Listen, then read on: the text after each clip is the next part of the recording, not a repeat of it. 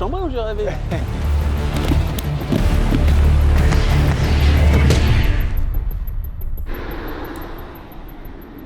Ah mais vous êtes là les gars. Greg MMA finito. Bah ça fait 2 mois que je me remets d'aplomb, donc là ça va mieux. Et du coup ça fait un petit bout de temps que je me suis pas tapé contre un mec de l'UFC. Donc quoi de mieux comme retour que de se coltiner un mec de l'UFC. Autant vous dire que si je survis à cette vidéo, je serai officiellement guéri. Aujourd'hui, nous sommes à côté de Lyon. On a pris le train, les cocos, TGV direction pleine balle Lyon, Paris-Lyon 2 heures. On est arrivé pour se chamailler avec un combattant UFC. Il va combattre le 6 décembre à l'UFC Paris, les gars. Je vous le donne en 1000. Fares Ziam, les mecs. Je vais finir de me couper les ongles, parce qu'il n'y a rien de pire qu'un mec qui a les ongles acérés. Il vous fait des marques dans le dos et tout. Ta copine, elle te dit, ouais, qu'est-ce que t'as fait, nanani, nanana. Non, je t'assure, c'est pas moi, c'est... Pipo, ça marche à tous les coups les mecs, ça c'est cadeau. Allez on y va. Nous allons rencontrer Monsieur Fares Ziam. Personne qui applaudit? Fares Ziam. Qu'est-ce que c'est mou? Ça va? C'est Fares. Bah, y a personne hein. Comment ça y a personne? On a privatisé la salle pour toi. Bah y a toi déjà.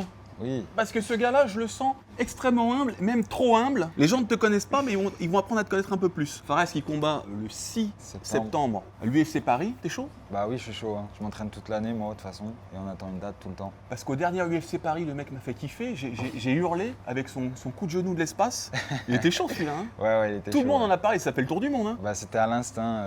Sur le moment, j'ai regardé s'il avait pas ses mains au sol, parce que tu sais, les 3 appuis. Et puis j'ai lancé et sans chercher le KO. T'as vu une bouche, un nez, t'as fait voir.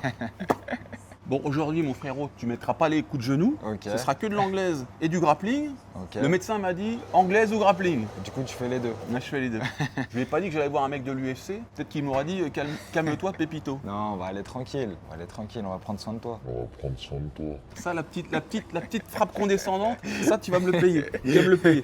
En plus, t'es un striker à la base, c'est ça hein? C'est ça, ouais. Tu viens de quel style du coup? En fait, moi, j'ai commencé les sports de combat par le full contact, kickboxing. Et puis après, je me suis vite spécialisé en MMA. Mais j'ai beaucoup plus excellé en pied-point parce qu'à l'époque, le MMA, c'était pas légalisé. Du coup, j'ai beaucoup plus combattu en pied-point qu'en MMA. Beaucoup de combats en pied-point? Bah, je veux dire en amateur, tu vois, ouais. championnat de France, tout ça. J'étais plusieurs fois champion de France. Après, quand j'ai commencé pro, j'ai fait genre 5-6 combats. Au bout d'un moment, le Glory voulait me signer pour un combat et j'ai dit non, je fais que du MMA maintenant. Et combien de temps de grappling? Là, je sonde pour voir si j'ai une petite chance en grappling. En vrai, les gens savent pas, mais j'ai commencé le grappling, j'avais 14 ans. Ah ouais, ça fait t'as quel âge? 14 ans. Ça fait 14 ans? 28 ans, j'ai là. Bon, on va y aller, les gars. Allez, on coupe le reportage. Merci, Fares. 14 ans de grappling, non mais ça va, non? Je me suis dit, je vais lui passer une petite guillotine des familles, ça va être chaud dans nu. Il y en a un qui veut pas qu'on parle de lui. Venez, monseigneur, comment ça va? Bien. Et toi, Eric? Tranquillou? Comment tu t'appelles? Faisal. Tu es le coach d'anglaise de Fares. C'est ça. Donc aujourd'hui, tu vas nous montrer quelques petites techniques. Tu vas nous corriger un petit peu parce que les gens ils veulent apprendre un petit peu aussi des petits tips, des petits trucs. Je pense que chaque coach a des trucs à apprendre. Est-ce que tu es chaud pour ça? Avec plaisir. Pas y m'endormir. Comment il est en tant qu'élève? Il est assidu, il est rigoureux, il progresse, il y a une grosse marge de progression encore. Donc on travaille ensemble depuis 2-3 ans. 4 ans. 4 ans, tu vois, le temps il passe tellement vite. Avant qu'il soit à l'UFC. Alors non, il était déjà à l'UFC. J'ai signé en 2019. On est ensemble depuis 5 combats. Et depuis 5 combats, on est invaincu. Ah oui, c'est ça, hein. 5 victoires d'affilée, les gars. 5 victoires d'affilée, Fares. Dernière défaite, bah, ça remonte à tellement loin qu'on s'en souvient plus. T'es en train de tout massacrer. T'es cassé combien là? Top 20? Ouais, en gros 17 ou 18. Mais je suis pas encore réellement classé. Pour moi, classé, c'est à partir de top 15. Avant, ça n'existe pas, c'est ça? Ouais, on sait que ça va. Donc, Il progresse dans tous les domaines. toi, t'es un pur prof d'anglaise. C'est ça. Comment tu le trouves factuellement? Tu as coaché des champions comme El Moussaoui par exemple. Comment tu le situes par rapport à ces champions-là? Parce qu'en ce moment, il y a des petites guéguerres entre guillemets, hein. Boxe anglaise contre MMA. Tu as vu Saladin qui va combattre contre Vitu. Qu'est-ce que tu en penses toi d'ailleurs de ces affrontements-là interdisciplinaires? Il arrive à rivaliser avec les meilleurs de mes pros. Ouais. C'est vrai qu'au départ, il a galéré, il a même souffert. Les 2 premières années, c'était très difficile. Et puis là, il a passé un palier, il continue à en passer. Et aujourd'hui, il est capable de mettre les gants avec n'importe quel pro de sa catégorie en France. Tu penses qu'il aura eu ses chances au Déter Fight? Des tar fights. Moi aussi, je fais de l'anglaise. Le MMA, c'est le regroupement de toutes les disciplines. Il sait même pas de ce dont j'ai parlé. Non, mais je pense pas. En fait, il a. Là, tu le regardes avec des yeux. Aide-moi, frérot, aide-moi. Non, j'ai pas compris, donc je peux pas relever. J'ai oublié le nom de. C'est un influenceur. laisse. Mais en gros, il a rempli une salle de 20 000 personnes. C'était à la 35 000. À la défense. 35 000. Ah, il y avait 35 000. Respecte-moi, respecte-moi.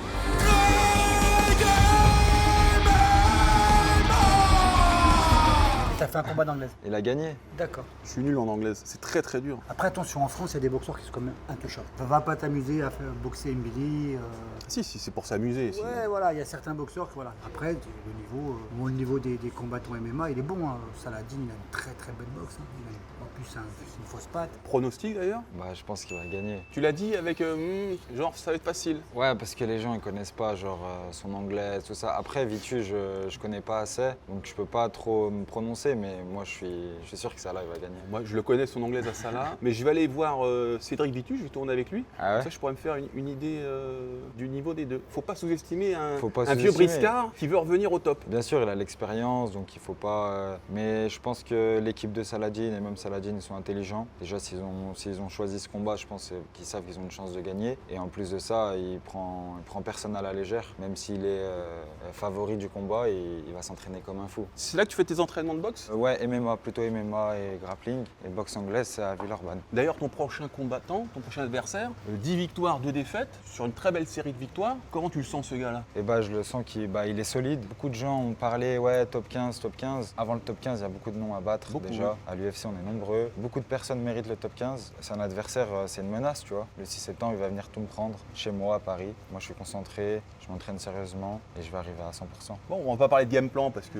on n'est pas débile déjà. Et puis de toute façon, tu t'entraînes dans tous les domaines. Un combattant polyvalent. Comment t'expliques que tu sois pas si connu auprès du grand public? Pourquoi justement tu as cette modestie, je sais pas si c'est une modestie, mais où t'as pas envie de te mettre en avant forcément? Non, après on cherche toujours à se mettre en avant, que ce soit sur les réseaux, on sait comment ça se passe maintenant. Toi tu le fais pas trop, non? Tu me dis oui, mais tu le fais pas trop. Hein? Un petit peu quand même, on essaye de développer ça, tu vois. J'ai un gars qui gère mes réseaux, mon YouTube, tout ça. Et je savais même pas que tu avais une chaîne YouTube. T'as une chaîne YouTube? Il y a 10 000 abonnés. Abonnez-vous à sa chaîne YouTube. D'abord vous abonnez à la mienne, et ensuite, si l'envie vous en prend. Non, mais en tout cas, ouais, c'est peut-être le manque de finish au départ à l'UFC, un parcours un peu plus difficile que Beaucoup certains de décisions. combattants. Donc peut-être ça. Il y a moins de hype là-dessus, tu vois, je peux comprendre. Les gens ont envie de spectacle, les gens ont envie d'affrontement. Il y en a, ils le font très bien, il y en a d'autres moins. Moi, je suis dans la constance et j'avance sûrement. On peut faire le parallèle, même si c'est pas la même chose, mais avec Taylor Lapillus qui est sur des tonnes de victoires, qui n'est pas forcément tout le temps flamboyant. Moi, en tout cas, ce dont je me souviens, c'est ton foutu KO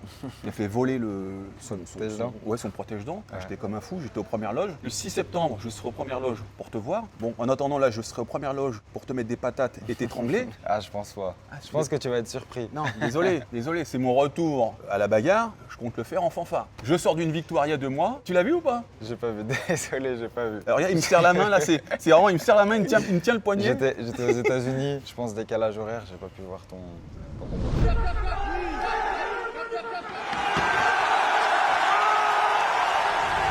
Bah, je vais te le montrer, mon petit père. Je vais te dire que tu vas commencer à trembler des guibolles. On se retrouve dans la cage, à la Ghost Arena, les gars. Très beau club si vous voulez vous entraîner. En MMA, JJB Grappling, Ghost Arena, c'est à côté de Lyon. Donc n'hésitez pas, les gars. Regardez-moi ça, c'est magnifique. Je vous retrouve dans la cage avec Fares. On va commencer avec un peu de drill de boxe anglaise, après un peu de bagarre d'anglaise, un peu de bagarre de grappling. Puis on sera bon. Let's go. C'est parti, les gars.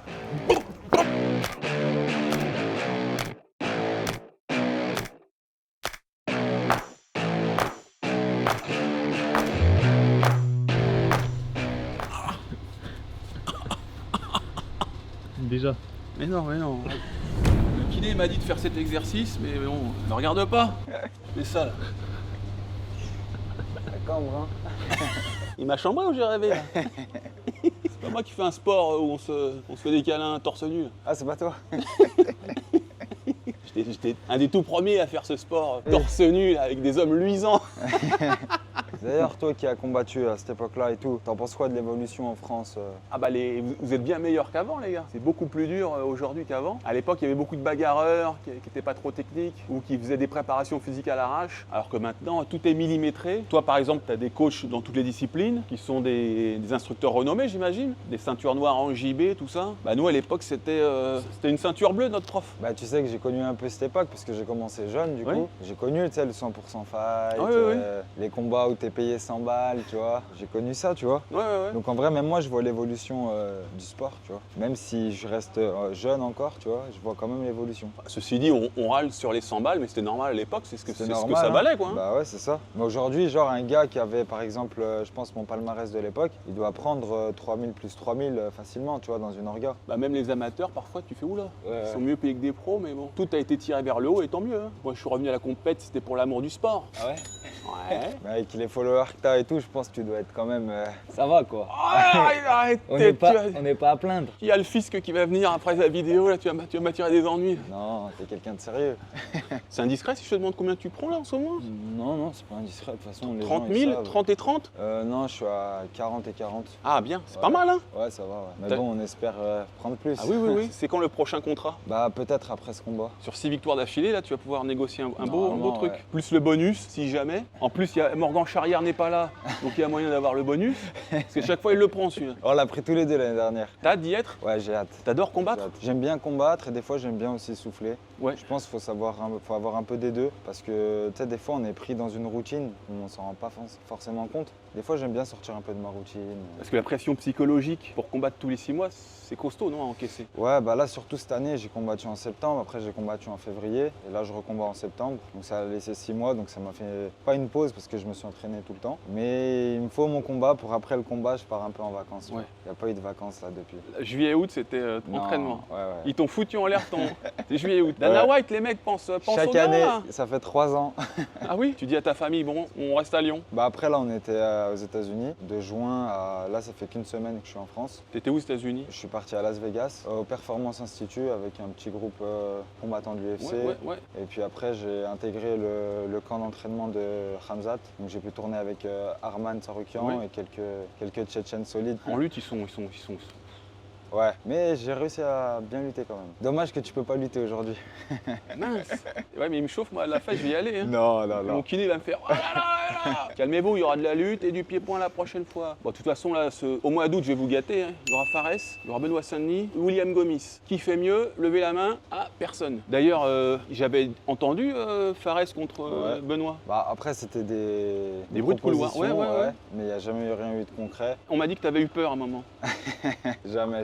Mais d'ailleurs, on m'a posé que la question à moi, à chaque fois. Si tu vois Benoît, pose-lui la question. Non, je l'ai vu, il m'a dit Fares, quand il veut, je l'attends.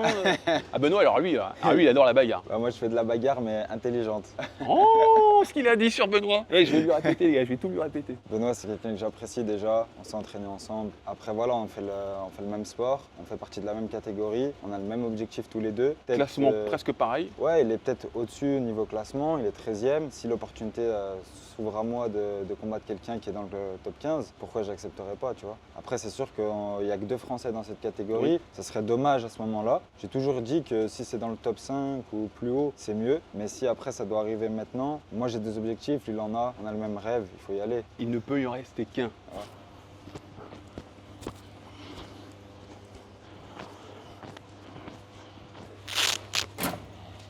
Tu sais, des fois, ça sert pas à grand chose de toujours d'essayer d'apporter du nouveau.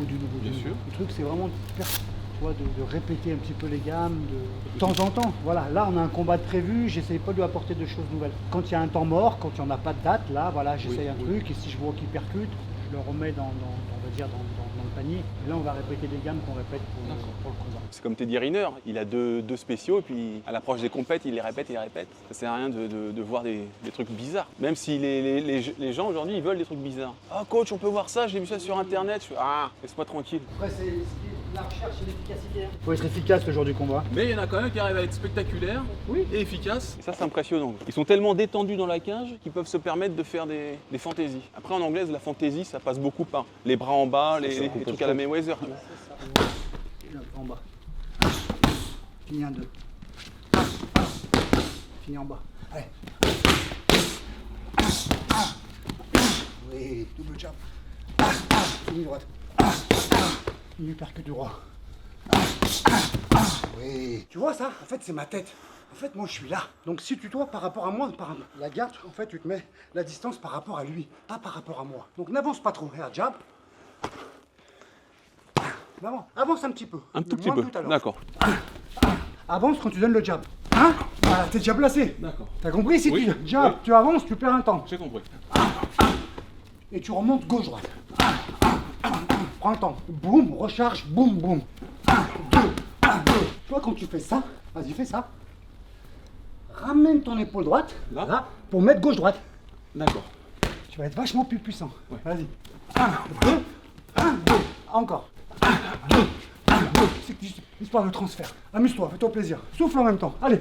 1, 2, 1, 2. Oui. Par contre, 2, quand tu ramènes, sois fermé. Oui. Pour faire gauche-droite. Allez. 1, 2, 1, 2. Oui. Finis le percute droit. Boum, boum. Bam. 1, 2, 1, 2. Super. Jab. Jab. Ok. Uppercut corps. Uppercut face. Allez. Finis crochet gauche. Oui, encore. Plus rapide. Souffle un peu. T'as besoin de respirer. Ah oui. Bon les gars, et on n'oublie pas bien sûr, si on veut être beau gosse, même à 47 ans, on n'oublie pas, on se supplémente chez Nutrimuscle. À mon sens, la meilleure gamme en compléments alimentaires. Donc on a les pré-workout, la whey, isolate, on a la créatine chez Nutrimuscle, les oméga 3, tout ça. En tout cas, avec le code GREG, vous aurez 5% de moins chez tout Nutrimuscle. Tu veux me ressembler? Sauf la tête. Hein. Chez moi, tout est bon, sauf la tête. Bon allez, je retourne à mon entraînement. Merci Nutrimuscle, c'est parti.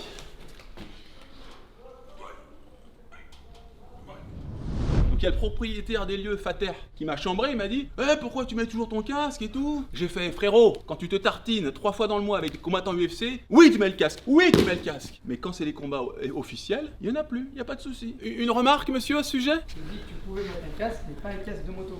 Ah, il continue à chambrer alors que ça filme. Écoute mon petit père, tu sais... D'accord? Ok? Je m'avoue vaincu. La répartie c'est très important les amis, ne l'oubliez jamais. Il est où le combattant UFC là? Il est où? Juste là, Greg. Mets le chrono toi parce que les autres je leur fais pas confiance.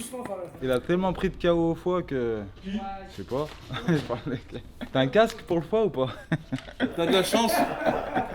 Round 1. Fight.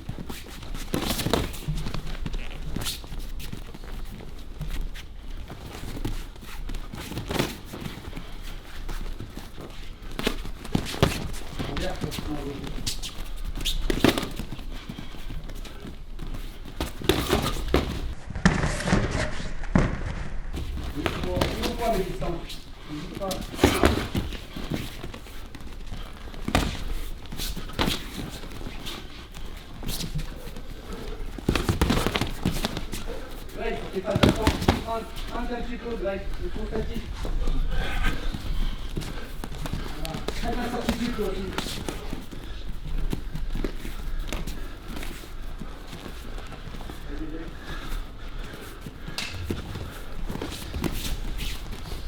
Je dis quand t'aspires, tu lâches ton bras arrière, ça reste. Dans les phases offensives. Voilà, constructive là. Sois précis au fond. Sois précis. Vitesse. On peut dire que là, ton bras arrière. Et puis, voilà, toi, et puis, voilà, toi, c'est ça, bien la défense. Magnifique la défense.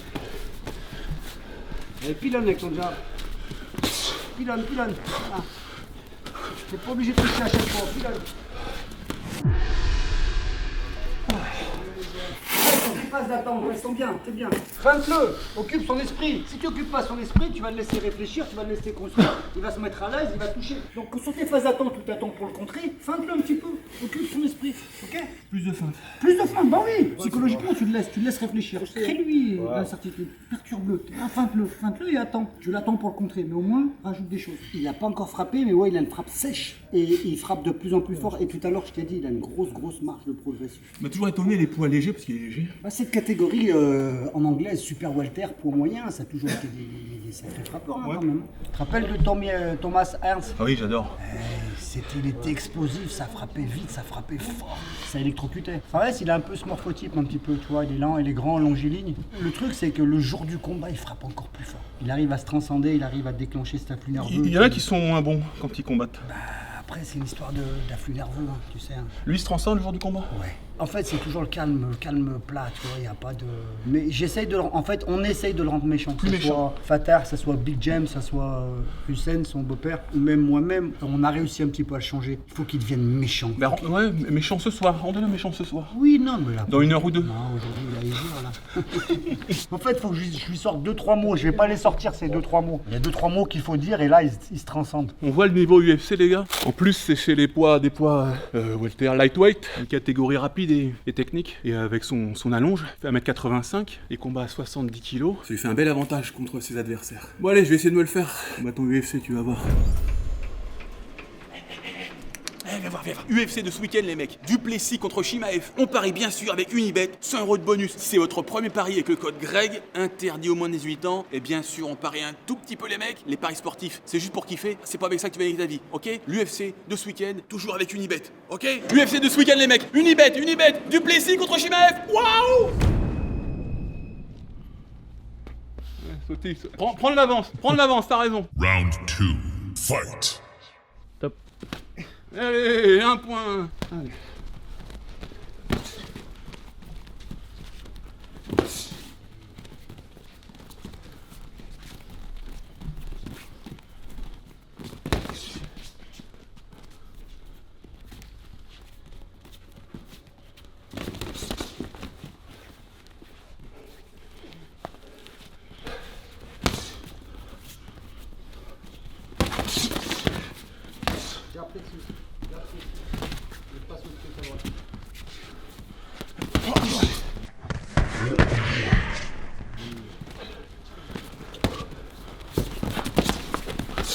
Précis au corps. Libère un bras, travaille avec un bras. Libère un bras et travaille.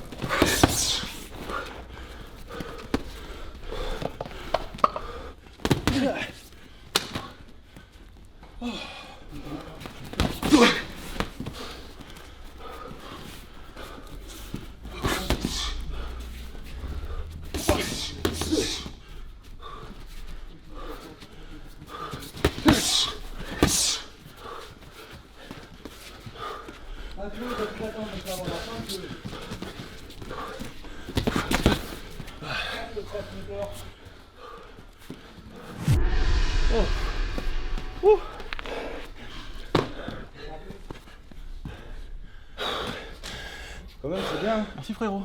Ah, il cogne dur les gars. Tu vois quand sa main gauche elle est un peu souvent Ouais. tu vois, posée, passe le cross. Ouais. Et il est un peu sur reculoir. Il Oui. était un peu comme ça. Plexus, Ouais, stoppe-le sur le plexus. En fait, le coup au plexus c'est juste pour stopper. Ouais. Plexus derrière, tu passes le cross. Le cross. Parce qu'il est vachement ouvert. T'es vachement ouvert à ta garde. Tu protèges ton visage mais t'es un peu comme ça. Ouais, le corps surtout. Ouais. C'est pour ça que tout à l'heure sur la leçon, je t'ai demandé de gainer. Et ça protège aussi tes côtes flottantes. Quand ta main elle est comme ça là, elle est ici, elle est cachée. Ah, Elle part, par tu le la vois bras. pas partir. C'est pas parce que je suis trop massif. Par rapport à un petit poids, t'es massif. Après, dans ta catégorie, je sais pas, sur les 97 kilos, ils sont balèzes quand même. Hein. À un moment, il m'a mis l'enchaînement que tu m'as montré là. Bras avant, bras arrière, bras avant. Ils sont passés les 3. Écoute, tu l'as pas refait toi? Si, je l'ai fait, t'as pas vu? Si, j'ai vu. Ah. On n'a rien vu du tout. Il m'a dit c'est pas mal pour un vieux. Je sais pas comment je le prends. Pas pour un vieux, j'ai dit pour ton âge. Tu changes les mots là. Ouais, est-ce que ça veut dire pour un vieux? Non, pas forcément. Hein. Ah, pas forcément.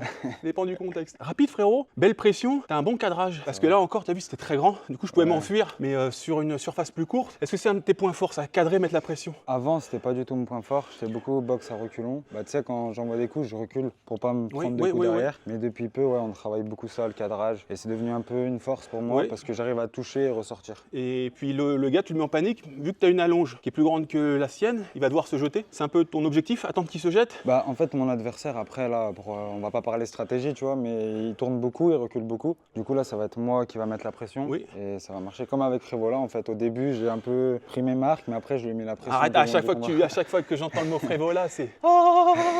Mais ouais, en gros, ça marche bien. En plus, ça épuise. De toute façon, tu sais que je serai là pour ton combat. Peut-être que je vais commenter sur RMC. J'attends ça avec impatience. Il y aura au moins 3 gars sur la carte avec qui j'aurai tourné. Ce qu'on n'oublie pas avant le sparring de grappling, bah, c'est de vous abonner à son Instagram. Vous lui donnez de la force. J'ai regardé sur Instagram, il a 170 000 abonnés, je crois. C'est pas à la hauteur de son talent et sa gentillesse. Ouais, c'est quelqu'un d'extrêmement gentil, courtois. Merci. Et ça, faut le souligner aussi. Parfois, il y en a qui gonflent le torse. Donc ça, c'est une salle comme je l'aime. C'est des chambreurs. Ouais, le patron, il me chambre depuis tout à l'heure, mais je sais que c'est pour rire, on rigole. C'est donnant-donnant. Tu te fais chambrer, je chambre, tu te fais chambrer, il faut accepter la chambrade. Vous êtes classé combien à Lyon? Je sais pas. Ben, c'est toi qui fais le classement, c'est toi le Lyonnais. Ouais, il y a moins de monde après, c'est différent. T'es le seul à Non, je suis pas le l'UFC. seul. Oui, à l'UFC, oui. Mais après, l'UFC depuis longtemps. Hein. Il y avait que 5 Français quand j'y étais aussi. On y va le round de grappling, on commence Allez. par terre pour mon dos. Vas-y. Vous noterez qu'à un moment j'ai voulu faire un takedown, il a pas bronché le monsieur. Le monsieur a sprawlé un petit peu. Final round. Fight.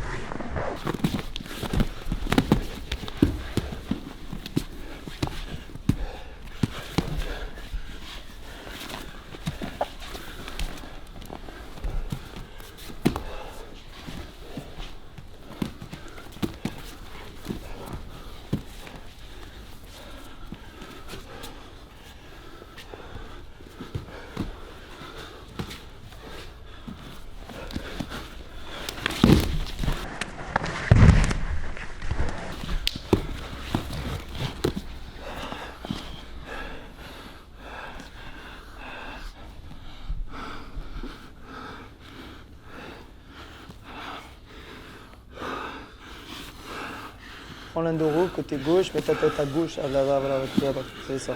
Attends, monte trépied, et s'il explose, tu passes la garde. Ah, dommage. Qu'est-ce qu'il a fait? C'est fini le temps. Ok. C'est fini le temps. Merci frérot. Tous les renversements que j'ai voulu faire, j'ai vu qu'il les voyait venir. Le Gordon Ryan, il a vu venir. Il n'a pas laissé passer l'underhook pour le dogfight. Ça fait combien de temps que tu travailles le grappling aussi? Ouais, ça fait longtemps. Hein. En vrai, j'ai commencé par le jiu-jitsu brésilien quand j'avais 14 ans. Quelle ceinture du coup non? Je suis violette. Et puis on va dire que ça fait vraiment que je fais bien du grappling, 10 ans. 10 ans. Depuis que je connais Fater. Il est comment en grappling? En fait, grâce au MMA, il a développé un jeu de top position, donc une fois qu'il est au-dessus, c'est très difficile de se dépatouiller. Ce que j'essaie de faire quand je fais du MMA, c'est logique, faut être au-dessus. Hein. En dessous c'est bien, mais là il n'y avait pas les patates. Je vais vous dire qu'il n'y a pas les patates, mais c'est les patates. En dessous, tu fais encore moins le malin, tu vois. C'est ça, c'est exactement ça. Mais le MMA, ouais, c'est top position. Sinon, tu risques de prendre des dégâts. Quoi. Ouais, c'est ça. Parce que tu as quand même quelques victoires par soumission, 4 ou 5 il me semble. Je suis au début de ma carrière surtout. Ouais. Bah ouais, parce que je faisais du jiu-jitsu, mais les gens me classaient comme un striker à chaque fois. J'avais pas de lutte encore à cette époque par contre, mais j'avais un bon sol. Tu luttes en défensif ou en offensif? Les deux, là où je suis plus fort, c'est contre la cage. En offensif? Ouais, au milieu, je suis plus défensif. Un moment, ça tu l'attendais, t'as voulu me faire une clé de jambe quand je t'ai renversé, c'est ça? Je savais que t'allais faire ça Ouais. en fait. Et tu t'es dit, tiens, si je repasse ma jambe, tu fais la clé, c'est ça? Non, Non? je voulais juste remonter sur toi. Juste remonter. Ouais, quand j'ai tiré ta jambe. Donc vous voyez, quand en MMA, c'était où il était loin de moi ou très près. Fait que quand il est très près, je peux pas développer des contrôles efficients quoi. Et là, voilà, c'est un jeu d'anguille qu'il a Ziam, Ouais. tout en explosivité, contrôle, explosivité, contrôle. Bah en fait l'objectif en vrai c'est on veut souvent vite passer, vite soumettre, tout ça. Il y en a ils ont un jeu de soumission donc ils ont la soumission rapide. Il y en a de moins en moins à l'UFC. Ouais bah, pour moi le plus important c'est le contrôle. Passer, travailler, contrôler. En gros c'est 5 minutes, ça peut paraître long mais en vrai c'est court. Toi tu sais ce que c'est. Hein. Donc, du Ça coup, dépend contre qui. Ouais, ouais.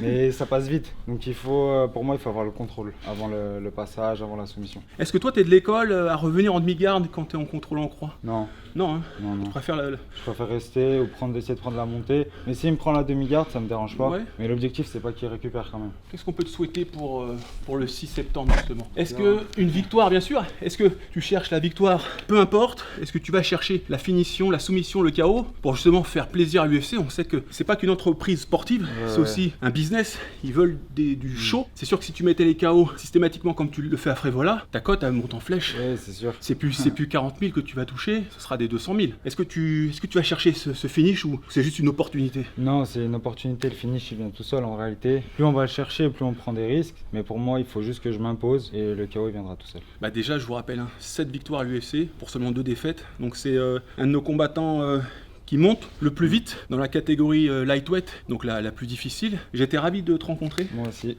Un jeune homme voilà, charmant, poli, ainsi que toute son équipe. Sa chambre pas mal, moi j'aime tout ça. Donc n'hésitez pas à venir vous entraîner ici. On n'oublie pas, Yes. on s'abonne à la page Instagram de notre ami. Ma chaîne YouTube, bah, c'est ici, on clique dessus. Et puis après, si vous voulez, bah, vous abonnez aussi à la chaîne de Fares. Merci encore Fares. Merci beaucoup. Rendez-vous le 6 septembre les mecs pour l'UFC Paris. Fares Ziam sera dans la place. Let's go. Bah